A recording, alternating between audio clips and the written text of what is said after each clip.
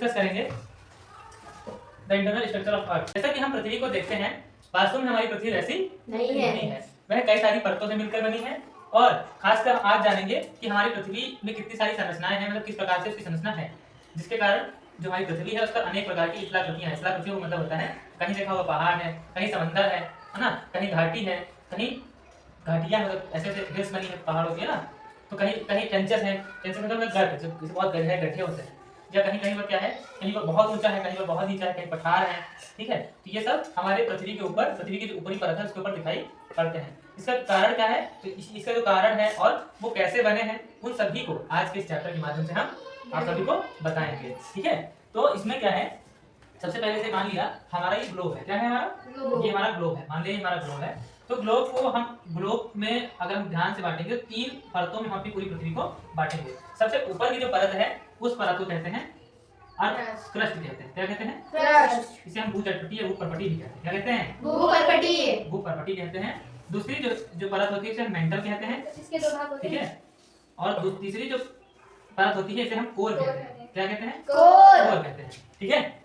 अब हम बात करेंगे, ये तो हम स्ट्रक्चर के आधार पे, अब हम बात करेंगे इसकी केमिकल कंपोजिशन के आधार पे, मतलब इसमें कौन कौन से केमिकल्स पाए जाते हैं। जैसे हमारे अर्थ जो क्रस्ट है उसमें पाया जाता है सियाल। सियाल का मतलब होता है सिलिकॉन, एल्युमिनियम, और राज क्या है कि एल्यूमिनियम, एल्यूमिनियम। तो जो हमारे ऊपर की जो क्रस्ट है, ठीक है, जिसमें हम लोग रहते हैं, वो उसमें सिलिकॉन और एल्युमिनियम पाया जाता है। फिर मेंटल में क्या है, सियाल, और इसमें है सीमा, ठीक है। सीमा में क्या होता है, सिलिकॉन है और मैग्नीशियम है, ठीक है। क्या है? सिलिकॉन और मैग्नीशियम है। फिर कोर में जो है, कोर किस चीज का केमिकल कंपोजिशन है, सियाल, सीमा और नफे। नफे के नाइफ कह लो, नफे कह लो, नाइफ कह लो, NiFe। Ni का मतलब निकेल और Fe का मतलब है आयरन, ठीक है। तो ये हमारा केमिकल कंपोजिशन। हमने स्ट्रक्चरल कंपोजिशन, स्ट्रक्चर बता दिया क्या क्या है, क्रस्ट सबसे ऊपरी परत हमारी पृथ्वी की, उसके भीतर हमारी मेंटल और सबसे अंदर कोर। क्रस्ट किस कौन कौन से केमिकल से बनी है, सिलिकॉन और एल्युमिनियम से। मेंटल हमारी सिलिकॉन और मैग्नीशियम से, सीमा से, और कोर हमारी बनी है नफे कह लो या फिर नाइफ कह लो, निकेल और आयरन से, ठीक। दूसरी चीज क्या है, जो सबसे हमारी अर्थ क्रस्ट है, ये क्या है, ये कैसी है, सॉलिड है। ये कैसी है, सॉलिड। सॉलिड मतलब क्या होता है, ठोस। क्या होता है, ठोस। दूसरी जो हमारी मेंटल है, ये सेमी सॉलिड है। कैसी है, सेमी सॉलिड। सेमी सॉलिड है। कैसी है, सेमी सॉलिड। तीसरा है हमारी जो सबसे अंदर वाली है, वो है लिक्विड। क्या है, लिक्विड। लिक्विड है। कैसी है, लिक्विड। लिक्विड है, ठीक। तो ये मोटा मोटा आप समझ सकते हैं हमारी पृथ्वी कुछ इस प्रकार से हम पृथ्वी की आंतरिक संरचना को बांट सकते हैं। जैसे देखो ये क्या है, जैसे पिज्जा का कटा हुआ भाग होता है, वैसे ही ये है। समझ रहे हो, पिज्जा है ना, उसी का कटा हुआ भाग ऐसे लोग उठाते हैं और शेयर कर लेते हैं, ठीक है। वैसे मान लो इसको हमने पृथ्वी है तो काट लिया, यहाँ पर इसकी लेयर्स को देखने के लिए हमने काट लिया। देखो ये मान लिया यहाँ पर वाटर है, ठीक है, और ये क्रस्ट है, ठीक है, ये हमारा वाटर है। तो ये हमारा वाटर है, मतलब ये कह लो ओशियन है, ओशियन वाला भाग है, और ये हमारा कॉन्टिनेंटल पार्ट है। तो देखो ये ऊपर का इसे कहते हैं क्रस्ट, ठीक है। इसकी जो वो होती है मोटाई, ये होती है लगभग 35 किलोमीटर। कितनी होती है, 35 किलोमीटर। 35 किलोमीटर होती है क्रस्ट की, ठीक है। और जो कॉन्टिनेंटल क्रस्ट होती है, कॉन्टिनेंटल क्रस्ट कितनी होगी भाई, इतनी मोटी होगी ना भाई, इतना पानी भरा हुआ है, इतने ऊपर तो पानी भरा हुआ है, इसके अंदर इतनी सी है। तो ये माना जाता है कि लगभग 4 से 7 किलोमीटर के आसपास ही होती है, ठीक। उसके बाद नीचे चलोगे तो ये इस वाले भाग को हम कहते हैं अपर मेंटल। क्या कहते हैं, अपर मेंटल। इसके नीचे वाले भाग को हम लोअर मेंटल कहते हैं, ठीक। इसके नीचे चलोगे तो ये होगा आउटर कोर, और इसको कहेंगे इनर कोर। इनर कोर क्या कहेंगे, इनर कोर कहेंगे। जो हमारी अर्थ की क्रस्ट है वो 35 किलोमीटर होती है, और इसे कहते हैं, ये होती है कॉन्टिनेंटल क्रस्ट। कौन सी क्रस्ट होती है, कॉन्टिनेंटल क्रस्ट। कॉन्टिनेंटल क्रस्ट, महाद्वीपीय भूपर्पटी। फिर समुद्री भूपर्पटी, जो देखो समुद्र के अंदर जाओगे तो तुम्हें तह मिलेगी, जमीन मिलेगी, वही जमीन को हम कहते हैं ओशियनिक क्रस्ट। Oceanic crust. इसकी जो मोटाई होती है 4 से 7 किलोमीटर लगभग होती है। उसके नीचे जाओगे तो अपर मेंटल, उसके नीचे लोअर मेंटल, उसके नीचे आउटर कोर, और नीचे इनर कोर, ठीक है। इसकी भी अलग अलग होती है, जैसे कि मतलब ये जो है लगभग अपर मेंटल 700 किलोमीटर तक होता है। फिर इनर लोअर मेंटल जो होता है 2900 किलोमीटर होता है, ठीक है, 2900 किलोमीटर। फिर जो सबसे लास्ट वाला मान लो इनर जो कोर होता है, वो हमारा लगभग 6700 किलोमीटर के आसपास होता है, ठीक। तो ये इसकी क्या है, सॉरी लगभग 6400 किलोमीटर पृथ्वी की क्या होती है, रेडियस होती है, उसी के आधार पर ही बताया गया है। ठीक है, तो लगभग 6400 किलोमीटर ये यहाँ पर होता है इसकी गहराई। देखो क्या होता है कि जैसे जैसे हम पृथ्वी के अंदर नीचे की तरफ जाते हैं तो क्या होता है, टेम्परेचर भी इंक्रीज करता है और डेंसिटी भी इंक्रीज करती है। डेंसिटी मतलब है घनत्व। इसी घनत्व के बढ़ने के कारण और तापमान के पृथ्वी में अलग अलग स्टेजेस पे, जैसे अपर मेंटल में, लोअर मेंटल में, आउटर इनर कोर और इनर कोर में अलग अलग स्टेजेस में पृथ्वी में अलग अलग प्रकार की संरचना मिलती है। जैसे हमारा अपर जो मेंटल है वो लिक्विड है, कैसा है, लिक्विड। इसी की अपेक्षा जो हमारा अपर जो सॉरी हमारा जो क्रस्ट है वो सॉलिड है। तो crust solid, upper mantle liquid, ठीक है। लोअर मेंटल हमारा फिर से क्या आता है, सॉलिड रहता है। ठीक है, ये जो है हमारा फिर से लिक्विड और जो इनर कोर है वो भी फिर से क्या है हमारा, सॉलिड। ठीक, ये जब आप आगे कक्षाओं में जाएंगे तो इसका क्या रीजन है ये भी पढ़ेंगे। ठीक है, अभी क्लास 7 में खाली इतना पढ़ेगा।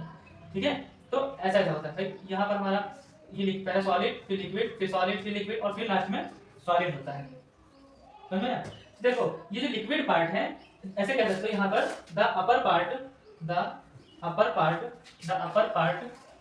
Of mental,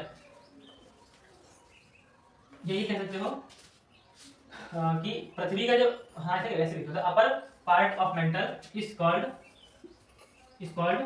asthenosphere. क्या कहते हैं, एस्थेनोस्फीयर।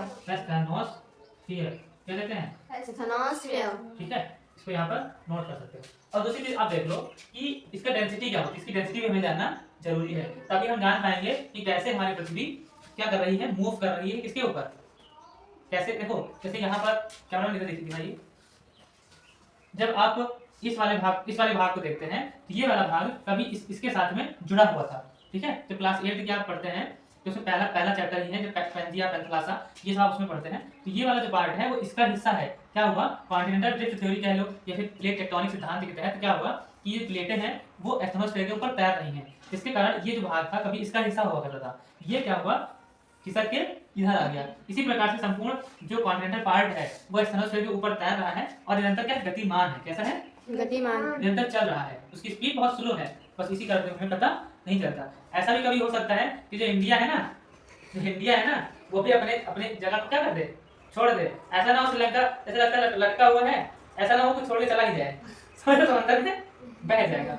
आने वाली 4-10,000 साल बाद जब हमारे बंदे की जनरेशन पढ़ेंगी, हमारी लोग की जनरेशन पढ़ेंगी तो क्या कहेंगी, वो हम बताने वाला कोई था नहीं तो इतिहास में पढ़ेंगी कि कभी श्रीलंका इंडिया के कॉन्टिनेंटल क्षेत्र में, कॉन्टिनेंटल नहीं कहते, कहते हैं देशीय क्षेत्र में थे। अभी तो इंडिया का जब मैप देखोगे तो उसमें तुमको दिखेगा क्या, वो क्या दिखेगा आपको, श्रीलंका का भी मैप दिखेगा, समझ रहे हो। ऐसा लगता है उसका हाथ ऐसे, ये इंडिया है उसके हाथ ऐसे पकड़े हुए श्रीलंका लटका हुआ है ना। पॉलिटिकल कहते हैं, पॉलिटिकल क्षेत्र, तो भारत के राजनीतिक क्षेत्र के अंतर्गत हमारा श्रीलंका दिखाया जाता है, क्योंकि भारत वो हिस्सा है नहीं, समझ रहे हो। तो ऐसा हो सकता है कि श्रीलंका को छोड़ के चला जाए, छूट जाए हाथ भारत का, बह जाए पानी समझ रहे हो।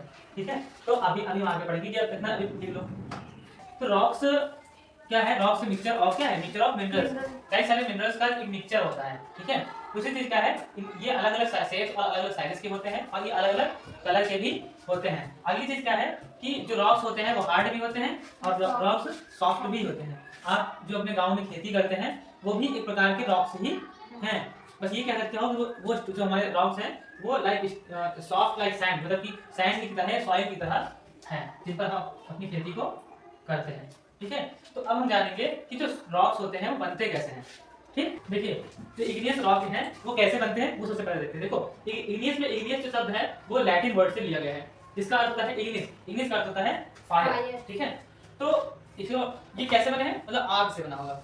तो आग कहाँ से आती है, वोल्केनो से आती है। कहाँ से आती है, वोल्केनो। ठीक है, मान लीजिए ये वोल्केनो है, क्या है, ये वोल्केनो है मान लीजिए। ठीक, तो वोल्केनो है, क्या होता है जब वोल्केनो के अंदर जो हमारा मैग्मा भरा हुआ है, मैग्मा क्या है, भरा हुआ है, ये पृथ्वी के अंदर, पृथ्वी की सतह के अंदर, जिसे हम आउटर मेंटल भी कहते हैं। ठीक है, उसके अंदर जो मैग्मा भरा होता है वो क्या होता है, जब पृथ्वी की सतह को छोड़ के बाहर आता है तो वही लावा बन जाता है और उसे ही ज्वालामुखी कहते हैं। तो देखो ये मैग्मा जब पृथ्वी की सतह को तोड़कर क्या होता है, बाहर आ जाता है। क्या आता है, ऐसे से बाहर आ जाता है, ऐसे से बाहर आ जाता है और आसपास के क्षेत्र में क्या होता है, इकट्ठा हो जाता है। किसके रूप में आता है बाहर, लावा के। ठीक है, ठीक है, लावा के रूप में बाहर आ जाता है और आसपास के क्षेत्र में इकट्ठा हो जाता है और इस प्रकार से और इकट्ठा होकर के ठोस बन जाता है। ठोस बन जाता है तो जो ठोस होने के पश्चात जब जो रॉक्स बनते हैं उन रॉक्स को हम क्या कहते हैं? उन रॉक्स को ही हम इग्नियस रॉक्स कहते हैं। क्या कहते हैं? इग्नियस रॉक्स कहते हैं। ठीक है, समझाया? ठीक है, लिख लीजिए आप लोग। देखो सेडिमेंट्री रॉक्स देख लेते हैं। सेडिमेंट्री रॉक्स कैसे बनते हैं वो देख लेते हैं।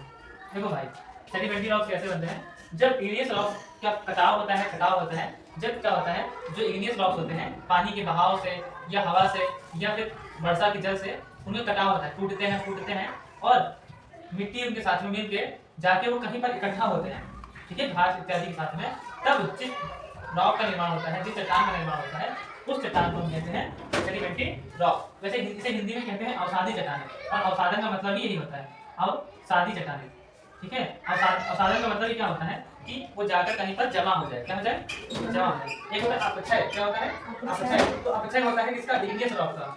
इग्नियस रॉक का क्या होता है? अपक्षय होता है। अपक्षय मतलब टूटते फूटते हैं। ठीक है, और ये टूट फूट के ये जाके कहीं पर इसका क्या होता है? जमाव होता है। क्या होता है? जमाव। ठीक है, इसी प्रक्रिया को अवसादन कहते हैं। क्या कहते हैं? अवसादन। क्या कहते हैं? और इसी प्रक्रिया को कहते हैं अवसादन। और इस प्रक्रिया से जो रॉक मतलब जिन रॉक्स के टूटने के बाद, मतलब इग्नियस रॉक के टूटने के बाद जो रॉक बनते हैं उन रॉक्स को भी हम अवसादी चट्टानें सेडिमेंट्री रॉक कहते हैं। ठीक है, लाइमस्टोन और चॉक। ठीक है, एक बार फिर से बोल दीजिए। इसे कुछ एग्जांपल्स में सेडिमेंट्री रॉक्स के, जैसे कि सैंडस्टोन, लाइमस्टोन, चॉक है। ठीक है, तो ये भी आप लोग लिख लीजिए। देखिए, मेटामॉर्फिक रॉक क्या होते हैं? जो इग्नियस रॉक्स होते हैं, अभी हमने पढ़ा, और सेडिमेंट्री रॉक्स, इन दोनों की केमिकल फॉर्म में क्या होते हैं? चेंजेस आ जाते हैं। जो प्रक्रिया होती है इसे कहते हैं मेटामॉर्फिज्म। क्या वो कहते हैं? मेटामॉर्फिज्म। आप सभी कमेंट में बताएंगे कि मेटामॉर्फिज्म क्या होता है। जिस प्रक्रिया के बाद क्या होते हैं, इग्नियस रॉक और सेडिमेंट्री रॉक क्या होते हैं, उनके फॉर्म और कलर में चेंजेस आते हैं, जिसके कारण जो ये रॉक्स होते हैं उनमें चेंज आता है। क्या आता है? चेंज। और जिसके कारण उनका रंग भी बदल जाता है और उनका रूप भी बदल जाता है। ठीक है, और जो रॉक बनके तैयार होता है उस रॉक को हम मेटामॉर्फिक रॉक कहते हैं। एग्जांपल में जैसे कि ताजमहल का जो संगमरमर का जो पत्थर है वो भी इसी का मेटामॉर्फिक रॉक का एग्जांपल है। वो कितना बेहतर लगता है देखने में, है ना? तो वो एक आमूलचूल परिवर्तन मान हो जाता है। तो उस यही रॉक जब परिवर्तित हो जाता है तब जो बनता है उसे हम क्या कहते हैं? Metamorphic rock. और जिस प्रक्रिया के तहत बनता है उसे कहते हैं मेटामॉर्फिज्म। ठीक है, तो आप सभी ढूंढकर लाएंगे और जो वीडियो में देखेंगे वे सभी कमेंट में बताएंगे। धन्यवाद।